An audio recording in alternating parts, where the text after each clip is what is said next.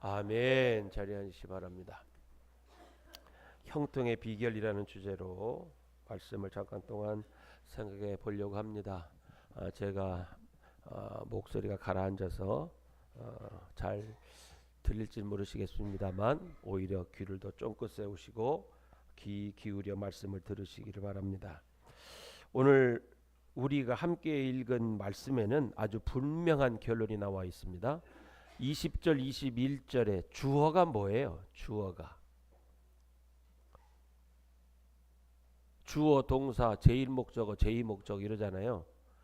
주어가 뭐예요? 20절 21절에 주어가 뭐예요? 단어가 히스기야가입니다. 그죠? 우리나라는 동사가 맨 뒤에 가지만 영어권에는 주어 다음에 뭐가 나와요? 동사가 나오죠. 그러면 동사는 뭐예요? 20절과 21절의 동사. 히스기야가 어떻다는 거예요? 히스기야가 형통했다는 거예요. 그죠?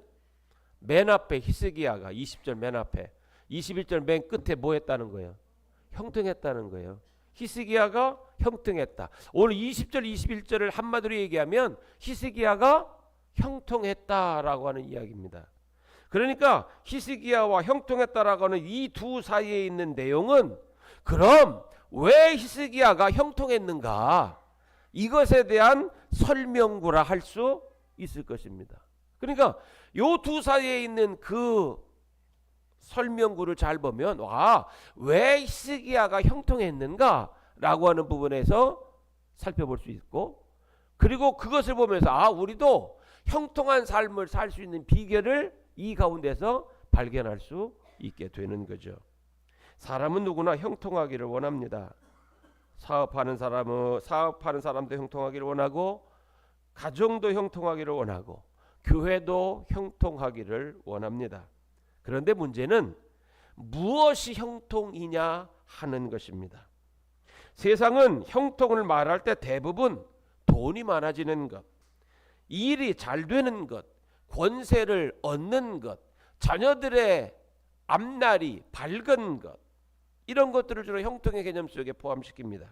그러나 성경은 형통을 그렇게 말하고 있지 않습니다. 오늘 본문은 분명하게 말합니다. 히스기야가 형통했던 이유는 20절에는 뭐라고 얘기해요? 하나님 보시기에 선과 정의와 진실함으로 행했기 때문이고 21절에는 뭐라고 얘기해요? 하나님을 구했기 때문이다. 이렇게 말합니다. 그러니까 하나님 앞에서 선과 정의와 진실대로 행하고 하나님을 찾았기 때문에 온 마음을 다하여 찾았기 때문에 히스기야의 삶이 뭐 했다는 거예요? 형통했다라고 성경은 우리에게 증거하고 있습니다. 그러니까 성경이 말하는 형통의 비결은 결국 누구와의 관계 속에서 찾을 수 있는 거예요? 하나님과의 관계 속에서 찾을 수 있고 얻을 수 있는 겁니다. 그러니까 이 말은 아무리 이 땅에서 풍요를 누리고 이 땅에서 장수하고 이 땅에서 자녀들이 잘 된다고 할지라도 그의 삶이 하나님과 거리가 멀으면 그것은 결국 형통의 삶이 아니라는 거예요. 그것을 가르쳐 하나님 떠난 형통을 말할 수 없다는 겁니다. 여러분 히스기야가 왕이 되었을 때 상황을 한번 생각해 보시기 바랍니다. 그의 아버지는 누구예요? 아하스 왕이에요. 아하스 왕의 행적에 대해서는 역대하 28장에 자세하게 기록하고 있습니다. 거기에 보면 아하스 왕에 대해 한마디로 말하면 하나님을 버린 왕이다 이렇게 말합니다. 하나님을 버린 왕이다. 16년 동안 유다를 다스렸습니다. 그런데 16년의 통치 기간 그는 하나님 보시기에 정직하게 행하지 않았고 이스라엘 열왕의 길을 행했다 이렇게 28장에 표현하고 있습니다. 이스라엘 왕의 열왕의 길은 뭐예요? 한마디로 말하면 여로보암의 길을 떠나지 않는 거고 여로보암의 길을 걷는 거고 각종 우상을 숭배하는 길 그게 이스라엘 열왕의 길이잖아요. 남유다의 전통의 길은 뭐예요? 다윗이 세우는 전통의 길 여호와 보시기에 정직히 행하는 길. 그러면 아하스 왕이 누구의 길을 따라가야 돼요? 자기 조상 다윗의 길을 따라가야 되잖아요. 그런데 아하스가 누구의 길을 따라가요? 이스라엘 왕의 길을 따라갑니다. 28장 2절에 보면 바알들의 우상을 부어 만들었다. 28장 3절에 보면 흰놈의 아들 골짜기에서 분향했다. 흰놈의 아들 골짜기에서 분향했다는 얘기는, 그 흰놈의 아들 골짜기는 몰렉을 위해서 몰렉의 제단이 있는 곳이에요. 그러니까 흰놈의 아들 골짜기는 뭐냐면 그 뒷부분에 가면 이렇게 표현합니다. 그 자녀를 불사르고, 이런 단어가 나오죠. 그러니까 몰렉은 자식들을 불태워 제물로 삼아 제사를 드리는 거예요. 그러니까 흰놈의 아들의 골짜기에서 분향했다는 얘기는 뭐예요? 몰렉신을 섬겼다는 얘기고, 몰렉신을 섬겼다는 얘기는 자녀를 제물로 삼아 죽여서 드렸다라고 하는 그러한 이야기입니다. 그뿐 아니라 역대하 28장 24절에 보면 성전을 닫았습니다. 그리고 계속해서 말하기를 성전의 기구를 모아서 회파했습니다. 회파는 뭐예요? 훼손시키거나 없앴다, 이런 거죠. 회파했다. 그리고 예루살렘 구석구석마다 단을 쌓고요. 25절에 보면 유다 각 성읍에 신상을 세워서 유다 백성으로 하여금 다른 신을 섬기도록 권장했습니다. 그래서 나라가 어떻게 됩니까? 완전히 무너졌습니다. 신앙도 무너졌습니다. 예배도 무너졌습니다. 백성들의 삶도 무너졌습니다. 이것이 히스기야가 왕위를 물려받을 때의 유다의 상황이에요. 유다의 상황. 그런데 히스기야가 왕이 되자마자 제일 먼저 한 일이 무엇입니까? 29장으로 넘어가면 3절 이하에 보면 이렇게 말합니다. 성전의 문을 다시 엽니다. 그리고 5절에 보면 성전을 청결하게 합니다. 제사를 회복합니다. 백성들에게 11조와 헌물을 드리게 합니다. 그리고 레위인들이 다시 하나님을 섬기게 했습니다. 오늘 본문은 바로 그런 히스기야의 행위의 결과를 말하고 있는 것입니다. 그가 행하는 모든 일이 뭐했다? 형통했다. 왜? 29장에 기록한 일련의 행위들, 그리고 31장 요약한 20절에 21절의 행위를 통해서 하나님께서 그의 모든 일에 뭘 주셨다? 형통을 허락하셨다라고 말합니다. 여러분, 이 말씀은 굉장히 중요한 원리를 우리에게 보여주고 있습니다. 형통은 하나님을 중심에 둘 때 시작되는 거예요. 내 삶의 중심에 하나님을 두고 생활할 때, 그때 비로소 형통은 시작되는 겁니다. 성경 속에서 이것을 가장 먼저 보여주는 사람이 있습니다. 누구 계세요? 바로 요셉입니다. 요셉은 노예로 팔렸습니다. 억울하게 감옥에 갇혔습니다. 세상 기준으로 보면 완전히 망한 인생입니다. 그런데 창세기는 반복해서 이렇게 말합니다. 여호와께서 요셉과 함께 하심으로 형통한 자가 되었다. 세상의 눈으로 보면 실패자예요. 아주 망한 인생이에요. 그런데 하나님의 시각으로 보면 그 사람은 형통한 사람이라는 거예요. 노예인데 형통했습니다. 감옥에 있는데 형통했습니다. 왜 그렇습니까? 하나님이 그와 함께 하셨기 때문입니다. 하나님이 왜 그와 함께 하셨을까요? 그럼 하나님이 왜 그와 함께 하셨을까요? 히스기야와 똑같은 거예요. 그가 매사에 하나님 앞에서 행했습니다. 하나님 중심에 두고 행했어요. 보디발의 아내가 유혹할 때 뭐라고 거부합니까? 하나님 앞에 득죄할 수 없다. 하나님 앞에 득죄할 수 없다. 그러니까 그의 뇌리 속에는, 삶의 원리 속에 누가 계신 거예요? 하나님이 계신 거예요. 그러니까 하나님께서 그의 모든 삶을 형통을 줄 수밖에 없는 거죠. 형통은 환경이 아닙니다. 형통은 하나님의 임재입니다. 히스기야도 마찬가지였습니다. 그는 하나님 앞에서 세 가지 태도로 살았습니다. 오늘 본문이 뭐라고 얘기해요? 선과 정의와 진실함으로 행했다. 이것은 단순한 도덕적인 삶이 아닙니다.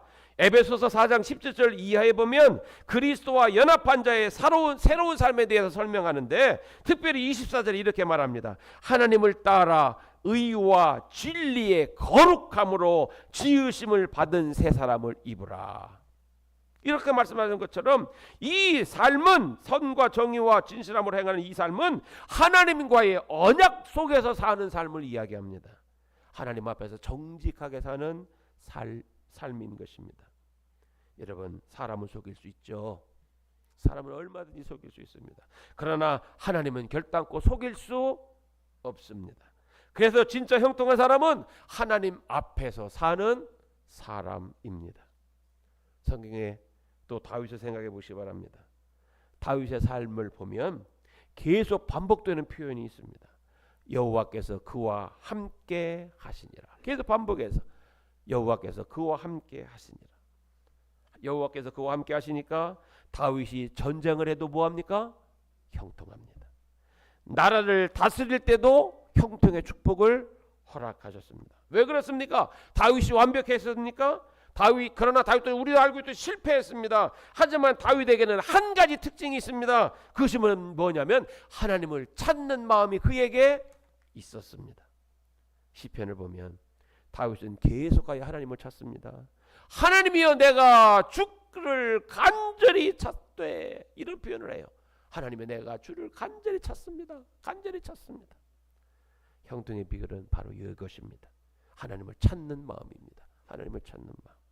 오늘 본문 21절에도 같은 표현이 나옵니다. 그 하나님을 구하고 일심으로 행할 때에 형통했더라.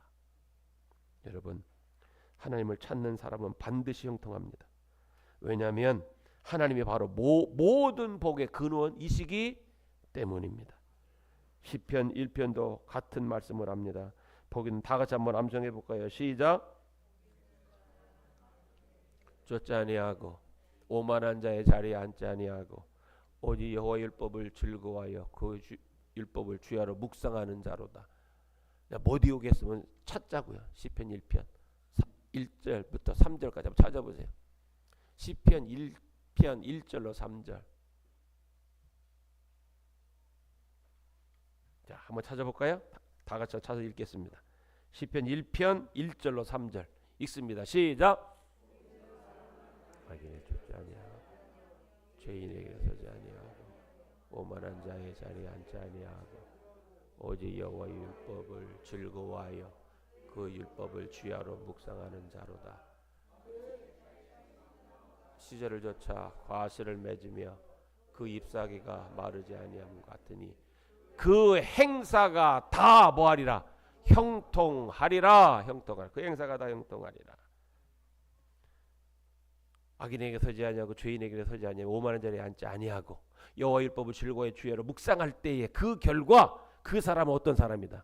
형통한 사람이다라고 시편 1편이 고백합니다.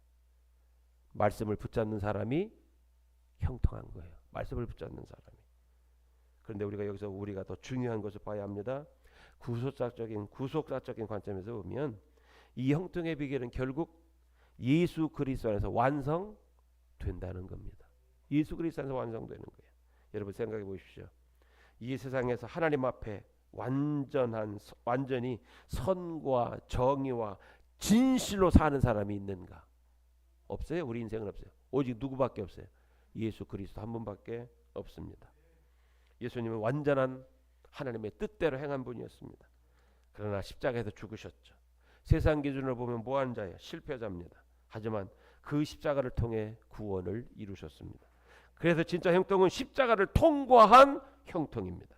예수님은 부활하셨고 하나님의 나라가 시작되었습니다. 그래서 그리스도 안에 있는 사람은 이미 참된 형통 속에 들어간 사람들인 것입니다.